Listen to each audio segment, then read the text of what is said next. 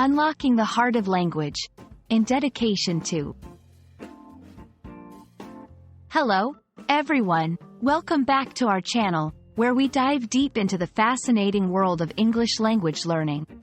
Today, we're exploring a phrase that carries a lot of emotional weight and significance, in dedication to. Whether you're a beginner or an advanced learner, understanding the nuances of this expression can add depth to your English skills. So, let's get started and uncover the meaning and usage of in dedication to.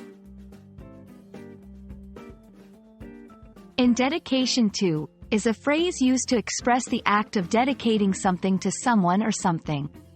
It's a way of showing honor, respect, or affection towards a person, group, or cause.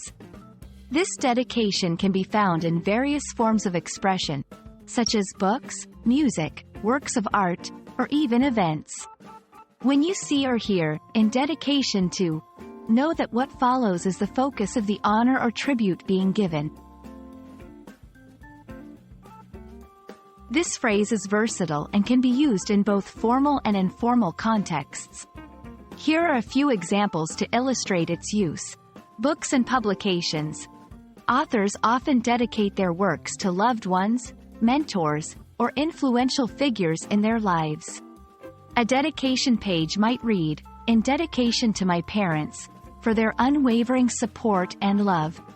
Performances and events. Artists, musicians, and speakers may dedicate their performances or events to a cause or individual. For example, this concert is held in dedication to environmental awareness. Artworks. Artists may dedicate their pieces to particular individuals, groups, or themes, signifying a deeper meaning or inspiration behind the work. The use of in dedication to carries an emotional depth that transcends mere words. It signifies a bond, respect, or a deep sense of gratitude towards the dedicatee. Understanding the emotional weight behind this phrase can enhance your appreciation of English texts and expressions, allowing you to connect on a more profound level with the language and its speakers. We hope this exploration of in dedication to has enriched your understanding of the English language and its capacity to convey deep emotional connections. Remember, language is not just about grammar and vocabulary.